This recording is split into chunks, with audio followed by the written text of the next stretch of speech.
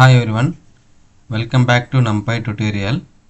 In this video we are going to learn loading array from files. Sometimes we may have data in files and we may need to load the data in an array for processing. NumPy.loadTest function and NumPy.genFromTest are the two functions that can be used to load data from test files. The most commonly used files type to handle large amount of data is called CSV. Each row in the test file must have the same number of values in order to load data from a test file into a NumPy array. Let us say we have the following data in a test file named data test sorted in the folder /content. So ఈ వీడియోలో మనము files నుండి డాటాని యారోలోకి ఏ విధంగా load చేయవచ్చు అనేది ఇక్కడ తెలుసుకుందాము. Actual real లైఫ్లో మనము మన యొక్క .csv ఫార్మాట్లో కానీ ఎక్సెల్ ఫార్మాట్లో కానీ డేటాబేస్ ఫార్మాట్లో కానీ మనము స్టోర్ చేసుకోవడం జరుగుతుంది. ఇలా స్టోర్ చేసిన డేటాని మనం ఇంపోర్ట్ చేసుకొని కావాల్సిన అనాలిసిస్ పర్ఫామ్ చేసి కావాల్సిన ఇన్సైట్స్ అనేది ఫైండ్ అవుట్ చేస్తామన్నమాట. సో ఇట్లా అనాలిసిస్ చేయడం కోసం డేటాని ఇంపోర్ట్ చేయడం కోసం అని చెప్పి NumPyలో లోడ్ చేయడం కోసం స్పెషల్ డేటాని లోడ్ చేయడం కోసం అని చెప్పి NumPyలో రెండు ఫంక్షన్స్ ఉన్నాయి. ఒకటి np.loadTest అని ఒక ఫంక్షను, రెండోది NumPy.genFromTest. ఈ రెండు ఫంక్షన్స్ ఉపయోగించి కూడా మనము టెస్ట్ ఫైల్స్ నుండి డేటాని యారోలోకి సేవ్ చేయవచ్చు. NumPy యారోలోకి మనము లోడ్ చేయవచ్చు. సో ఇందులో ఎక్కువగా ఉపయోగించే ఎక్సెల్ ఫైల్ ఫార్మాట్స్ వచ్చేసి .csv అండి. అంటే ఇది కామా సపరేట్ వాల్యూస్ అంటాము. అంటే మీరందరూ ఇంకోటి గుర్తుపెట్టుకోవాల్సింది ఏంటంటే మనము డేటాని ఇంపోర్ట్ చేసేటప్పుడు NumPy యారోలోకి టెస్ట్ ఫైల్స్ నుండి డేటాని NumPy యారోలోకి ఇంపోర్ట్ చేసేటప్పుడు సో కంపల్సరీ టెస్ట్ ఫైల్స్లో ఉన్న ప్రతి రో ఎలిమెంట్స్ వచ్చేసి ఈక్వల్గా ఉండేలా చూసుకోవాలి. లేదంటే మనకు డేటా అనేది ఇంపోర్ట్ అవ్వదు, ఎర్రర్ వస్తుంది అనమాట. సో ఇక్కడ ఒకటి నేను స్టూడెంట్ డేటాబేస్ అనేది ఒకటి ఈ విధంగా ఉన్న డేటాబేస్ నేను నా సిస్టమ్ లోకల్ మిషన్లో ఉన్న ఫైల్ను ద్వారా కలెక్ట్ చేయబోతున్నాను. ఆ డేటాబేస్లో ఇట్లా 4 కాలమ్స్, ఒకటి rule number, marks 1, marks 2, marks 3. So ఇది ఒక డేటాబేస్ అనేది డేటా అనేది ఫైల్లో ఉంది. దాన్ని నేను లోడ్ చేసుకొని స్టూడెంట్ డేటాలో స్టోర్ చేయాలనుకుంటున్నాను. సో ఫస్ట్ ఆఫ్ ఆల్ నేను లోడ్ చేయాలి అంటే నేను ఉపయోగిస్తుంది కొలాబ్ IDE కాబట్టి కొలాబ్ IDEలో మనకి ఫైల్స్ అనేది ఒకటి ఉంటుంది. ఈ ఫైల్స్లో అటు యొక్క ఫైల్ని ఇంపోర్ట్ చేసి పెట్టుకోవాలి. సో ఇక్కడ డేటా అనే ఫైల్ ఉంది కదా, టెస్ట్ ఫైల్. సో ఈ డేటా అనే టెస్ట్ ఫైల్ నేను ఫైల్స్లో ఇంపోర్ట్ చేసి అప్లోడ్ చేయడం జరిగింది. ఇప్పుడు మనకి దీని యొక్క పాత్ ద్వారా డేటాని మనము కాపీ పాత్ ద్వారా NumPy లోడ్ టెస్ట్ ఫైల్లోకి లోడ్ చేస్తాము. సో దానికి సంబంధించి ఫస్ట్ మనకు కావాల్సింది ఏంటంటే ఫైల్ పాత్ నేమ్ కావాలి. ఫైల్ పాత్ ఆల్రెడీ మనం కాపీ చేసుకున్నాం కదా, కాపీ చేసుకొని ఆ ఫైల్ పాత్ని ఇక్కడ ఈ విధంగా మనము పేస్ట్ చేస్తే ఇది పాత్ అడ్రస్ అన్నట్టు. సో ఈ పాత్లో నా డేటా సేవ్ అయి ఉంది. సో అక్కడ ఫైల్ రీడ్ చేసుకొని అనాలిసిస్ చేస్తాను అనమాట. సో ఫస్ట్ ఆఫ్ ఆల్ నాకు రీడ్ చేయాలంటే నాకు NumPy అవసరం ఉంటుంది. దాన్ని నేను ఇంపోర్ట్ చేసుకుంటున్నాను. Import NumPy as np function ద్వారా. సో ఇప్పుడు ఇంపోర్ట్ అయింది. నెక్స్ట్ ఫైల్ పాత్కి సంబంధించింది కూడా ఈ వేరియబుల్లో పాత్ అనేది సేవ్ చేయాలనుకుంటున్నాను. సో ఫైల్ పాత్ వచ్చేసి ఫైల్ పాత్లు సేవ్ చేశాను. ఇప్పుడు లోడ్ టెస్ట్కి సంబంధించిన ఫంక్షన్ ద్వారా సో ఈ ఫైల్ పాత్లో ఉన్న కాంటెంట్ని నేను రీడ్ చేయాలనుకుంటున్నాను. సో యాక్చువల్ ఈ ఫైల్ పాత్లో ఉన్న డేటా ఒకసారి మీకు చూపిస్తానండి. సో దీనికి సంబంధించిన డేటా వచ్చేసి సో నేను ఆల్రెడీ లోడ్గా చేయకముందు చూపించాలి. సో ఇది టెస్ట్ ఫార్మాట్లో కామా సపరేట్ ఫార్మాట్లో ఉంటుంది. సో ఇది data role number, marks 1, marks 2, marks 3. So ఇక్కడ రోల్ నెంబర్ తర్వాత కామా, మార్క్ 1 తర్వాత కామా, మార్క్స్ 2 తర్వాత కామా ఉంది. సో లాస్ట్కి మార్క్ 3 తర్వాత ఇలాంటి కామా లేదు. సేమ్ థింగ్ డాటా వాల్యూస్లో కూడా 1, 3, 36, 18, 57, 2, 22, 23, 45, 3, 43, 51, 37, 4, 41, 40, 60, 5, 13, 18, 37 ఇట్లా మొత్తం మనకి కామా సపరేట్ వాల్యూస్ అంటే సో మనం ఏవైతే వాల్యూస్ సేవ్ చేస్తామో అవి కామా సపరేట్తో సేవ్ అయి ఉంటాయి. సో అవి ఇప్పుడు మనకు లోడ్ చేయాలంటే ఫైల్ పాత్ అనేది ఇక్కడ ఫైల్ పాత్ అడ్రస్ అన్నట్టు ఎక్కడైతే లొకేషన్లో ఫైల్ సేవ్ అయి ఉందో దాని యొక్క లొకేషన్ అడ్రస్ ఫైల్ పాత్ రూపంలో ఇవ్వడం జరిగింది. తర్వాత స్కిప్ రో = 1 అన్నాను, ఎందుకంటే ఆల్రెడీ ఇప్పుడు మనం చూపించిన డేటాలో హెడర్ కూడా ఉందన్నమాట. సో హెడర్ రీడ్ చేయాల్సిన అవసరం లేదని ఇక్కడ చెప్తున్నాను. డీలిమిటర్ = కామా అంటే మనకి సపరేట్ చేయాల్సిన వాల్యూ టాబులర్ ఫార్మాట్లోకి డేటా సేవ్ చేయాలంటే ఆ రీడ్ చేసిన ఫైల్లో ఈ డీలిమిటర్స్ ఏమైనా ఉంటే వాటిని ఇగ్నోర్ చేయమని చెప్పి ఇక్కడ కండిషన్ పెడుతున్నాను. సో డేటా టైప్ వచ్చేసి బై డిఫాల్ట్గా మనకి ఇక్కడ ఇంటిల్ కన్వర్ట్ కాకుండా ఇంటీజర్ ఫ్లోట్ కన్వర్ట్ కాకుండా ఇంటీజర్లోకి ఉండేటట్టు డిఫాల్ట్గా ఇక్కడ డేటా టైప్ అని ఇవ్వడం జరిగింది. సో డేటాని ఇప్పుడు నేను స్టూడెంట్ డేటా అనే వేరియబుల్ స్టోర్ చేశాను. సో ఇప్పుడు స్టూడెంట్ డేటాలో ఉన్న డేటాను ఒకసారి చెక్ చేద్దాము. సో ప్రింట్ కమాండ్ ఉపయోగించేసి సో 1, 36, 18, 57, 2, 22, 23, 45. సో ఇట్లా మనకి ఈ 4 మెంబర్స్ డేటా అనేది హెడర్ లేకుండా మనము యాక్సెస్ చేసుకోగలిగాము. So in above statement first we specify the name and path of the test file connecting the data. So already మనము పాత్కు సంబంధించింది ఇవ్వడం జరిగింది. సో డేటాని ఏ విధంగా లోడ్ చేయడమో లోడ్ ఫంక్షన్ ఉపయోగించేసి చెప్పుకోవడం జరిగింది.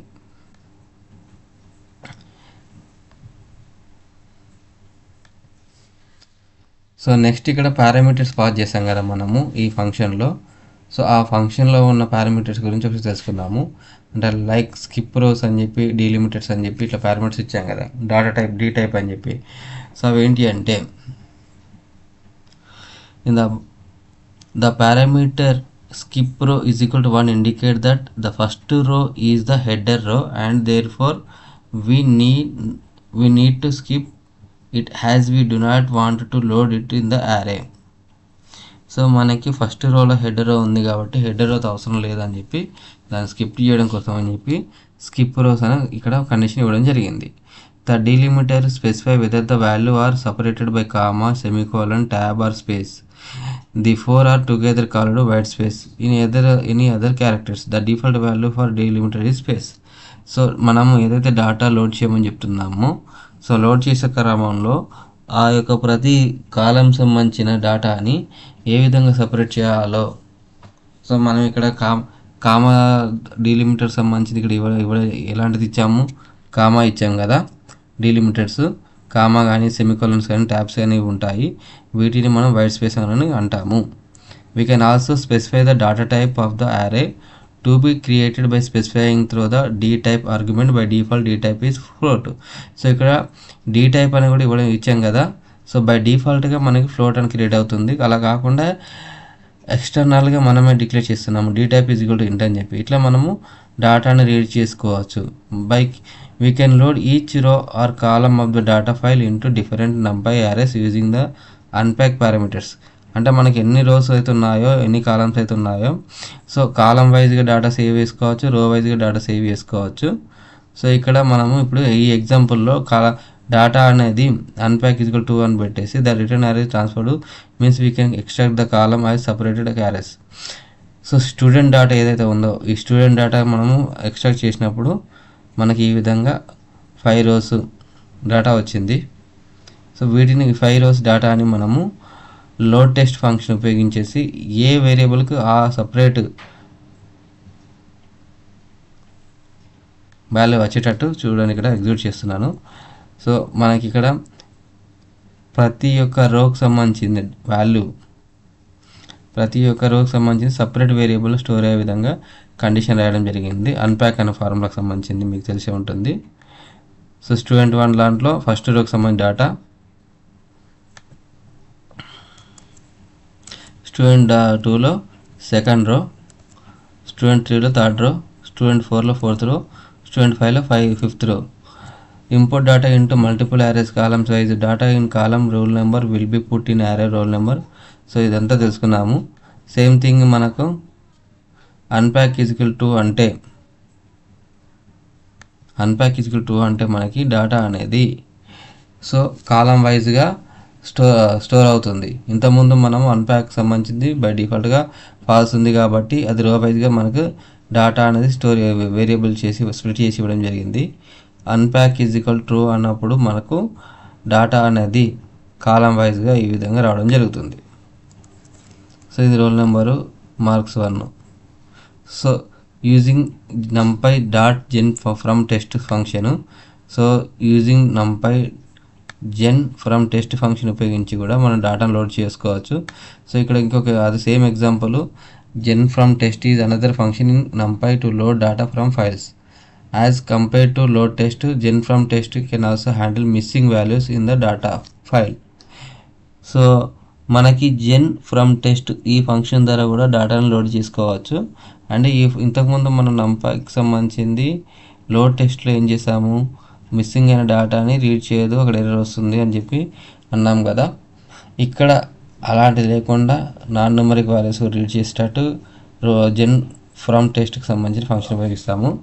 సో దాన్ని కూడా నేను ఒక ఎగ్జాంపుల్కి సంబంధించింది డేటా సెట్ వచ్చేసి డేటా మిస్సింగ్.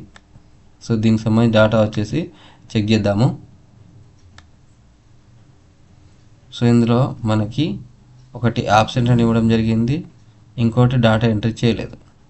సో ఇది ఇట్లా 2 ఫైల్స్ ఉన్నాయి. ఈ 2 ఫైల్స్ని కూడా మనము 2 నో డేటా వాల్యూస్ ఉన్నాయి. సో వీటిని మనం రీడ్ చేయాలంటే దాని యొక్క కాంటెంట్, దాని యొక్క ఫైల్ పాత్ కావాలి. కాపీ ఫైల్ పాత్ రాసేసి దాన్ని ఫైల్ పాత్ 2 అనే వేరియబుల్లో స్టోర్ చేయడం జరుగుతుంది. సో నెక్స్ట్ మనం జెన్ ఫ్రమ్ టెస్ట్ ఆ ఫైల్ పాత్ను సంబంధించింది skip header delimiter is equal to ఈ విధంగా కండిషన్ రాసి ఎగ్జిక్యూట్ చేయగానే సో డేటా ఫైల్ పాత్ 2ని ఇక్కడ అసైన్ చేయలేదు. సో ఫస్ట్ ఫైల్ పాత్ 2 అనేది మనం అసైన్ చేయాలి. ఇప్పుడు ఎర్రర్ చూడండి, ఎర్రర్ అది డేటా యారే వచ్చేసి మనకి ఎన్ఏఎన్ ఇక్కడ నాట్ ఏ నెంబర్ అని అర్థం. ఎన్ఏఎన్ అంటే so the gen from text function convert missing value and character string in numeric columns to NaN. But if we specify d type as int, it converts the missing value or other non-numeric values to -1. We can also convert these missing values and character string in the data files to some specified values using the parameter filling values. Let us set the value of missing or non-numeric data to 999. So ఇది మనము data save చేయాలని generate from సంబంధించిన దాంట్లోకి వెళ్ళి filling values సంబంధించి ఉంటుంది. ఎక్కడైతే మనకి వాల్యూస్ అపేర్ అవ్వవో అక్కడ ఆ వాల్యూస్ సంబంధించి ఎన్ని వాల్యూస్ ఉన్న అక్కడ డేటా ఫిల్ చేయడం కోసం అని చెప్పి ఇక్కడ ఇంకొక పారామీటర్స్ ఉపయోగిస్తాము ఫిల్లింగ్ వాల్యూ అని చెప్పి. సో ఈ ఫిల్లింగ్ వాల్యూ కండిషన్ రాసి ఎగ్జిక్యూట్ చేస్తున్న డేటాని ఎక్కడైతే మనకి ఇంతకుముందు డేటాలో వాల్యూస్ లేదో అక్కడ మనకి -9 డేటా ఫిల్ అయిందనమాట. సో ఇట్లా మనము యారే ఫంక్షన్లో load test and generate from text function ద్వారా ఫైల్స్ అనేది లోడ్ చేసుకోవచ్చు. సో ఇప్పటివరకు మనం ఎంట్రీ చేసిన డేటానికి సంబంధించింది సేవ్ చేయాలంటే np.save test and A data అయితే ఏ ఫార్మాట్ సేవ్ చేయాలనుకున్నామో ఫైల్ నేమ్ ఇచ్చుకుంటూ ఏ డేటా నుండి డేటా కలెక్ట్ చేయాలనుకున్నామో ఆ కలెక్ట్ మెన్షన్ ఆ యొక్క డేటా టైప్ నేమ్ మెన్షన్ చేసేయాలి. Delimiter is equal to comma format is equal to %i. So ఈ విధంగా కండిషన్ రాసి ఎగ్జిక్యూట్ చేస్తే సో ఇక్కడ చూడండి ఇక్కడ 2 ఫైల్స్ ఉన్నాయి. ఇప్పుడు ఎక్స్ట్రాక్టెడ్ టెస్ట్ ఫైల్ అందులో లేదు. సో ఇది మనకి మన యొక్క కొలాబ్లో డేటా సేవ్ అయిపోతుంది. ఒకసారి చెక్ చేసి చూస్తే మనకు తెలిసిపోతుంది. సో ఇక్కడ మనకి ఎక్స్ట్రాక్టెడ్ టెస్ట్ అని ఇంకొకటి కొత్తగా టెస్ట్ క్రియేట్ అయింది. దీన్ని మనం ఫోల్డర్లో ఎక్కడైనా సేవ్ చేసుకొని ఫ్యూచర్ రిఫరెన్స్ కోసం ఈ డేటాను వాడుకోవచ్చు.